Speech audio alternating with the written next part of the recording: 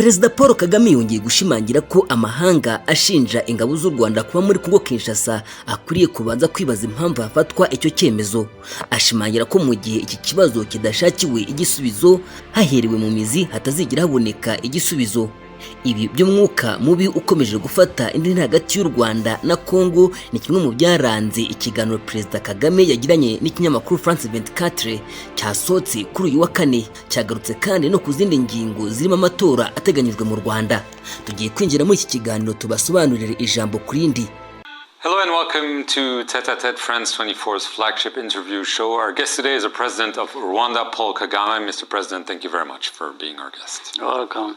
In a recent interview, umunyamakuru wa France 24 yatangiye abaza Perezida Kagame ati mu kiganiro giheruka Perezida Tshisekedi yavuze ko ibiri kubera mu burasirazuba bwa Kongo Kinshasa ari jenoside yikubye inshuro 10 mu bubi yabaye mu Rwanda 1994 ndetse agutunga urutoki avuga ko ukwiriye ibirenze urukiko mpuzamahanga mpanabyaha. Niki mwasubiza? Perezida Kagame yasubije umunyamakuru ati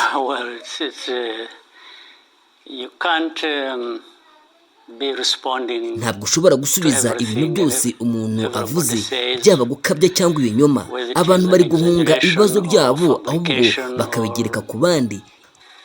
People running away from their own problems and blaming others, which this case seems to be. So using the word genocide is not by accident. Umunyamakuru ati utekereza ko ijambo jenoside ritaje kubw'impanuka? Perezida Kagame ati ntabwo navuga kuri ibyo ngo nirengagize gusobanura neza ikibazo kiri kuba. Ibibazo byo mu burasirazuba bwa Kongo bikwiriye kumvikana neza cyane ko kuri uwo muntu uyoboye kiriya gihugu asa n'umuntu nibura ufite ubwenge bwamwibutsa mu buryo burobanuye icyo kwita ibiri kubera hariya, kubera ko mu Rwanda dufite impunzi 100,000 kandi bakomeza kuza, kandi benshi muri abo bahamaze imyaka irenga 20 ndetse bafite aho bahuriye n'ikibazo, kandi abo bantu batakaje imitungo yabo, ubutaka bwabo ndetse nabo bafitanye isano n'inshuti zabo ziciwe mu burasirazuba bwa Kongo kubera abo bari bo. Ishusho y'ibyabaye mu Rwanda 1994 uko imyaka ishira yaragiye ikurira mu burasirazuba bwa Kongo. Abantu 100,000 ndi kuvuga mu by'ukuri ni inshuro enye cyangwa eshatu z'abandi bari muri Uganda, kandi ntekereza ko hari n'abandi bagiye ahandi bakuwe aho batuye mu mitungo yabo ndetse ubuzima bwabo burasenywa kuko biswe abatutsi. Abatutsi bo muri Kongo bagomba gufatwa nk'abatutsi bo mu Rwanda mu 1994, kandi mu by'ukuri ni n'abantu ubona iyo urebye n'imikwanire yubatswe mu burasirazuba bwa Kongo hakazamo Burundi ndetse n'imvugo zakozwe n'uwo muntu uvuga ibyo mu ruhame mu bitangazamakuru avuga imvugo z'urwango. Ubufasha buhabwa FDLR ari nayo yishe icyo gice cy'abanyarwanda mu Rwanda. Uburyo bihuza barangajwe imbere n'ubuyobozi bwo muri Kongo ko byirengagiza ugashaka kubyita ikindi kintu gituruka ahandi hantu ku wundi muntu, ntekereza ko ugomba kuba hari icyo ubura mu buryo bw'imitekerereze. Ushatse kuvuga ko adafite ishingiro se? Uyu ni umunyamakuru wa France 24 warubajije Perezida Paul Kagame. Perezida Kagame ati aha ntabwo ari we ndi kuvuga n'umuntu wese wumva ibyo akaba yanatekereza ko bifite ishingiro. Umunyamakuru wa France 24 arongera amubaza ati hari ubuhuza buri kugirwamo uruhare na Angola bwo kugerageza guhuza Minisitiri w'Ububanyi n'Amahanga ndetse nawe na Perezida wa Kongo. Ibyo twumva bigaragaza ibitazakunda cyangwa muracyafite icyizere? Perezida Kagame ati ntabwo mbizi, ariko twebwe twavuze ibintu tudaca ku ruhande. Hari ibiganiro byo mu karere kacu, hari ibiganiro bya Rwanda muri Angola, habayeho n'ibiganiro bya Nairobi muri Kenya, kandi habayeho n'ubundi buryo bwo kugerageza gufasha gukemura iki kibazo. Umunyamakuru ati ariko nta musaruro byatanze. Perezida Kagame ati yego, ariko ku Rwanda buri gihe twaritabiriye kandi tugira uruhare mu buryo bwose dushoboye kugira ngo bitange umusaruro, ariko Kongo isa naho ifite ibindi itekereza kuko ingabo z'umuryango wa Afurika y'Uburasirazuba zajyanywe hariya kugira ngo zifashe, bugacya azirukana azana irindi tsinda hisemo ryabo. Yari yizeye ko bagiye kumurwanira kugira ngo abashe gukomeza ibyo amaze igihe akora. Azana ingabo za SADC, ingabo z'u Burundi, izitandukanye n'iza Yase, hari n'abandi. Ibintu byose byajemo urujijo, ariko ruri guterwa n'abo bantu bari gusakuza bavuga bijujutira ibibazo. Umunyamakuru wa France 24 arongera abaza Perezida Kagame ati urakiteguye guhura nawe amaso ku maso nubwo hari ibyo bibazo byose uvuze? Perezida Kagame ati nabonye ari gushyiraho amabwiriza, ntabwo nigeze nshyiraho amabwiriza. Ubwo natumirwa i Rwanda mu kugirana ibiganiro ku burasirazuba bwa Kongo na Kongo muri rusange ku bibazo biri hagati yabo n'u Rwanda nari impari. Nyuma hari n'inama zo ku rwego rwa minisiteri zagombaga gutegura igihe tuzahurira. Ushobora kubaza uruhande rwa Angola niba nari niteguye guhura n'uwari we wese. Umunyamakuru ati ese uracyiteguye cyangwa amazi yamaze kurenga inkombe watakaje icyizere? Ntabwo ntekereza ko icyo kibazo ari icy'ingenzi cyane kubera ko birasa naho uri gutuma nsubiramo ibyo navuze. Nakubwiye ko buri gihe nahoze kandi mpora niteguye. Iyo nza kuba ntiteguye nari kukubwira nti siniteguye, ariko ibyo ntabwo ari byo nakubwiye. Umunyamakuru wa France 24 arongera amubaza ati mu mezi ashize Loni, Amerika, Ubufaransa n'umuryango umwe bw'i Burayi byashinje u Rwanda ibitari ugufasha M23 gusa, ahubwo no kuba mu buryo butaziguye hari ibikorwa by'ingabo muri Kongo. Hari raporo y'inzobere zo muri Loni ivuga ko ingabo z'u Rwanda ziri muri Kongo. Ibyo nibyo? Perezida Kagame mu gusubiza umunyamakuru wa France 24 ati kubera icyo u Rwanda rwajya muri Kongo cyangwa rwashyigikira M23? Icyo kibazo kigomba kubazwa n'uwari we wese ushaka kumva ikibazo, nyuma akaba yagikemura, kubera ko ugomba kumva M23 ni bande, kuki bavutse.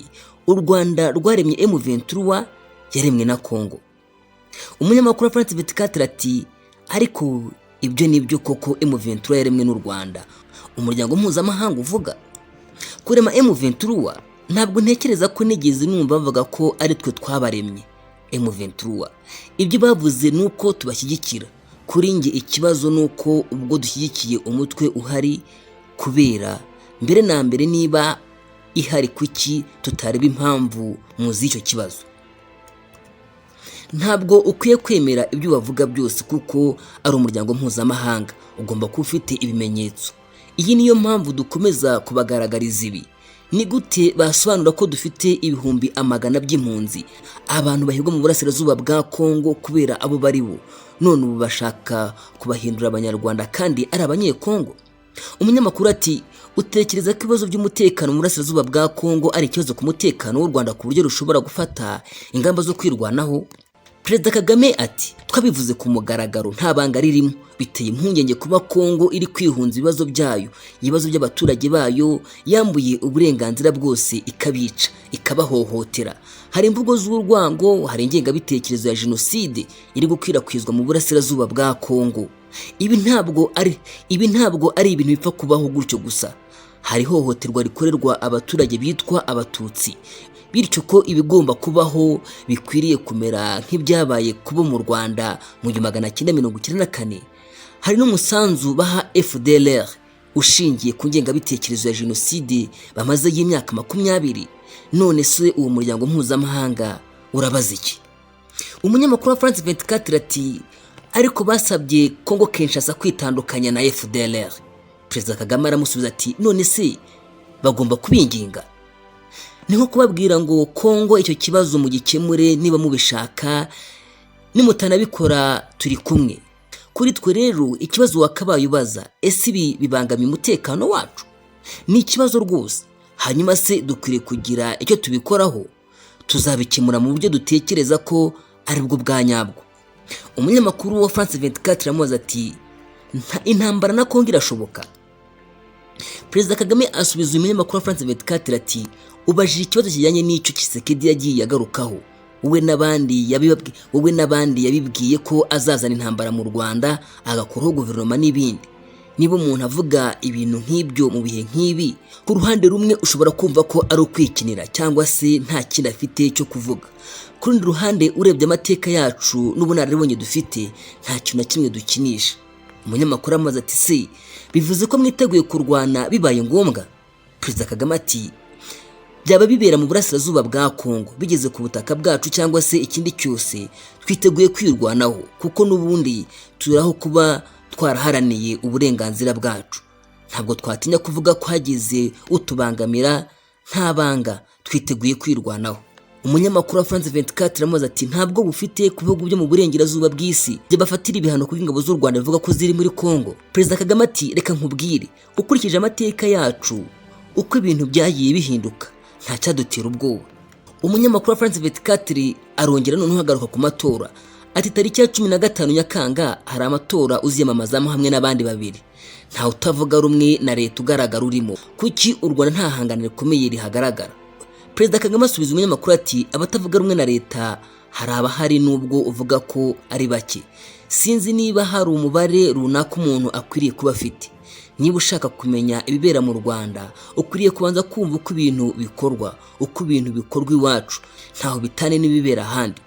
Umunyamakuru ati kuba utorwa hejuru ya 90% ubona ari ibintu byiza ku Rwanda.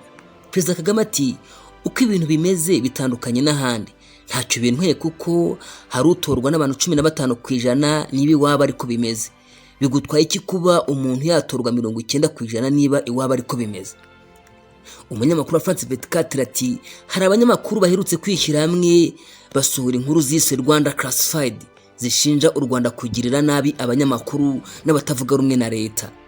Perezida Kagame aramusubiza ati ibyo bakoze si ugushaka kugaragaza ukuri kuko nta perereza namba bigeze bakora, icyakora bigaragaza aho bakomoka, buri gihe no kwiyenza ubwirasi. N'ubu twicaye nkaha uzasanga umunyamakuru muri ibyo bihugu yishimiye kungaragaza nabi, antuka hanyuma akitwa intwari. Ngiki ikiganiro Perezida Paul Kagame yajyanye n'umunyamakuru wa France 24 tubagejejeho hano kuri Hobe Official TV.